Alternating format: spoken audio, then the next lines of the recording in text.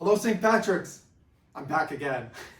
I'm here with your newest seminarian, Joseph Lettieri.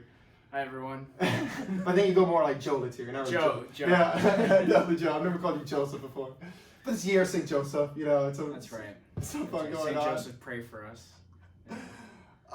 Every time I do one of these interviews, I give the preface that we started these during like the heart of COVID, when like people couldn't even leave their house as much at that point, to kind of show that during these vocation interviews, we witness and realize how God has been present to us during our whole lives. So He's present with us right now.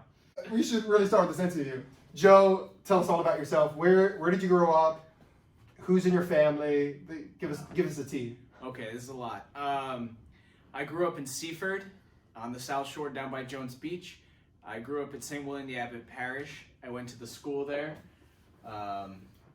I come from a big family. I'm one of 7 kids. What number are you in the family? I'm number 5, so I'm in the middle. If you didn't enter seminary, would you kind of be forgotten about being in the middle? No, I don't. I don't think. I hope not. I hope not. No.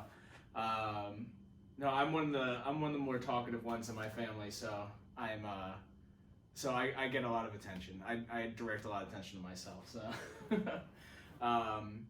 yeah, I come from a big family. I have 4 brothers, so there's 5 boys, and I have 2 sisters, an older and a younger.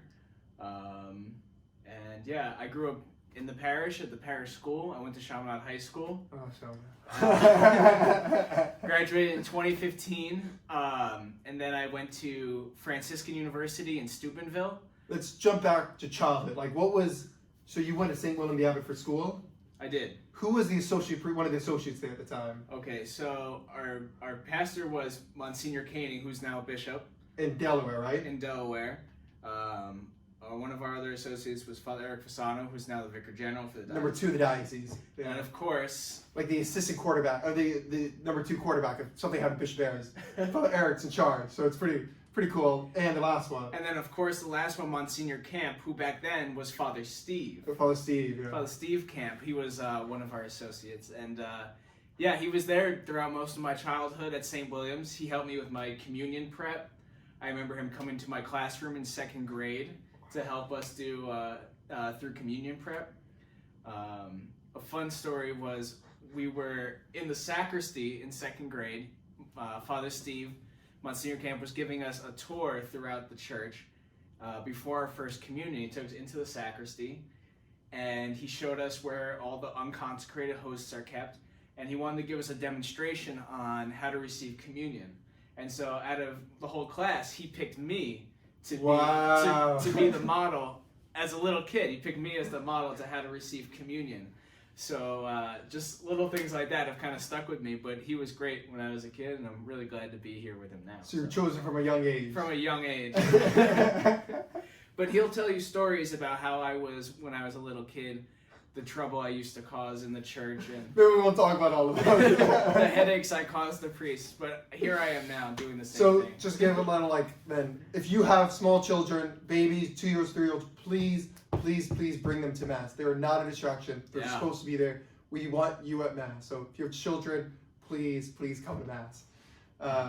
They might become a priest. But they're called to be here at Mass because they're called to be saints. So how were you involved at Chaminade when you went there? Yeah, when I was there, I did a lot of apostolic work.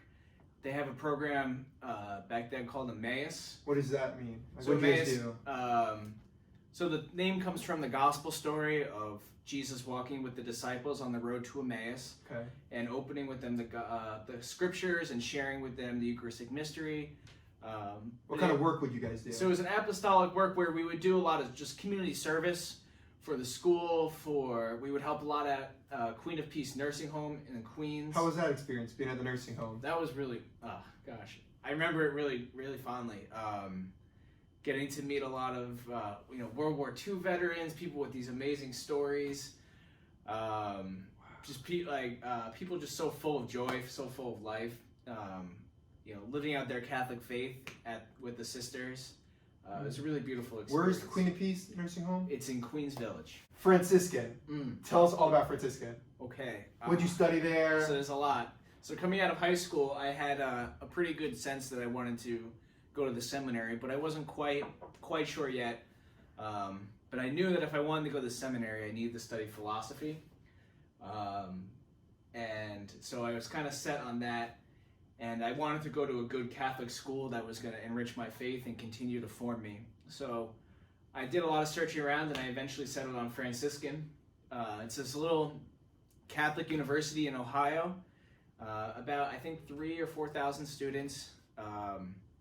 And it's an amazing Catholic culture here, out there. I studied philosophy there, and I minored in Latin. It was fun. And yeah, I made so many friends, so many memories. I did a lot of work in the liturgy department over there, a lot of work in the philosophy department, but I made a lot of really close friends. And What the fraternity thing you were part of? What was that called? yeah, so out in Steubenville, they have these, in a sense, Catholic fraternities that they call households. Households.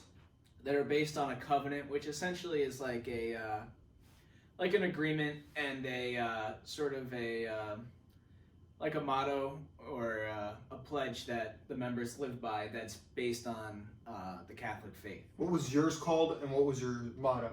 Yeah, so ours was called Conquer Through Love. Conquer through love. We used to always joke that it's the only household, because most of them had, Latin names and everything. Ours was the only one that was a verb, because for us it was all about action and going out and sharing the love of Christ. And yeah, we focused on 1 Corinthians 13 was our basis, which is faith, hope, and love remain, but the greatest of these is love. So we focused a lot on spreading charity, encouraging people and each other in fraternity, in the sacraments, and in living out and growing in their faith. So That's awesome. yeah, it was a really incredible experience. I love it, and some of my best friends are You have like a few group chats going on. We got group chats. Going We play video games together. We do all kinds of I stuff. won't tell you where together we have Xbox up here somewhere. still. They have a lot of really wonderful things going for us. It's not just a Catholic world. There's a lot of just normal people. Were you in like a lot of some of the like the sports? What's it called? The extra. Like the intramural. The intramural Yeah, sports, so I yeah. did intramural basketball, soccer, all sorts of things. I always got hurt. I I always end up getting hurt. But Are you gonna play with the school children here in the no basketball question about it, and I'm not gonna hold back. We made the comment, we were walking on towards Main Street yesterday. You looked at the hoop, you're like, that's not regulation or something. Like, I can't play here. The last story I want to ask about Franciscan, I don't know if you should, but yeah, I think I'll be fine. You were in the river, in the floaty. Would you be willing to share Okay. I don't know if my parents know about this. that? Oh, no. Should we not? No, it's all right. No, so I used to like to go on all kinds of crazy adventures. Because I would also spend my summers in Steubenville working the Steubenville conferences. I used to be on the liturgy team for the conferences. And so we'd had some free time in the summer, and the school is right on the Ohio River. So we took a pool float down the river. And What do you mean a pool float? So Like it looked like a camel. It was an inflatable camel. an inflatable camel. What river? The Ohio River. Took an inflatable Yeah. camel throughout. How far did you go? Oh, not far. We only went maybe like half a mile before. That's Yeah. what. That's 800. That's very far. That's significant. So it was a lot of fun. If you don't believe me, there are pictures. Took an inflatable camel across the Ohio River. So the people. But that was going, a college pre-priestly formation, not in yes, seminary that yet. was pre-collar. We don't need to tell missionaries about that. You know, It was actually very safe. We had life jackets. We had an anchor. We had an oars. anchor. We even had fishing poles in our backpack if we wanted to fish. It was very safe, very secure. So Would you suggest other people doing that? no. So don't. Where you want to No. be clear, learn from Seminarian Joe's mistakes. And Yeah, ask your say parents' good. permission before you do anything like that. Definitely ask your parents permission. We're gonna get in trouble. I guess just to close out this interview, we won't go near as long as Father John's. It's all right. You don't have as many gifts, playing the guitar. What are you most excited about being a priest? Wow. Or Okay. some of the things you're really excited about? Yeah, for me, I feel particularly attracted to the confessional and hearing confessions.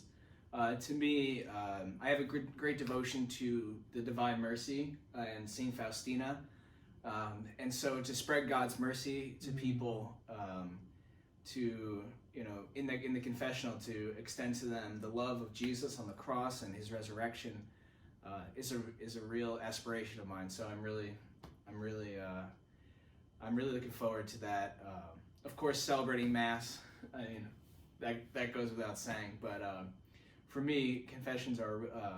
I pray for that charism. So.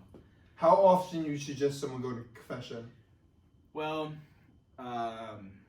it really depends on where you feel like you're at in your spiritual life. But a good rule is maybe once every 2 weeks, once a month maybe. I know people are busy, on their weekends and different times, but I think once a month is a really good regular schedule for people. It helps you stay in tune with your spiritual life, helps you be reflective about your soul. So I think once a month is good.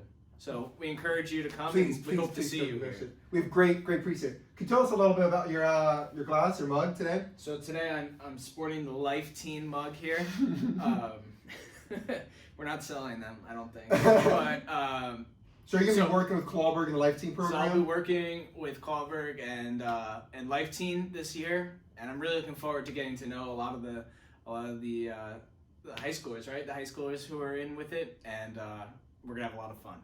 We're gonna grow. We're gonna grow spiritually. What are you excited for? Anything about here being at St. Patrick's for the year? Okay, so I've heard a lot of great things about St. Patrick's, and during the pandemic, I don't know if I can say this, but confessions were really great to come to here. Yeah, I'm really looking forward to getting to know the kids in the school.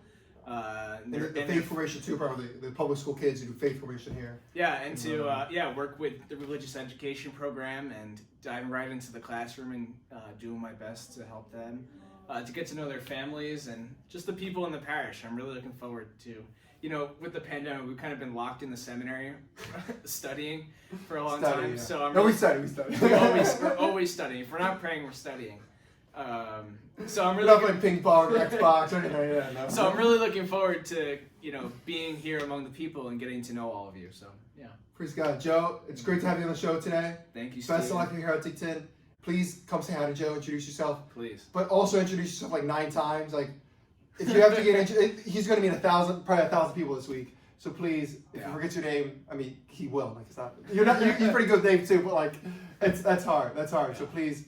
Keep introducing yourself. And remember to pray for Stephen. He's heading towards ordination this fall, so remember to pray for November him. 6th, my ordination day. You're all welcome. November 7th, the St. Joseph's Garden City, 10:30 Mass. But make sure to still pay St. Patrick's collection that day. I don't want to get in trouble. So, Joe, thanks for have a great year, Joe. Thanks, Steve. Thanks for coming on board. Thank you. Oh, and thanks, Father Noel, being our camera guy again today. Thanks, Thanks, Father Noel.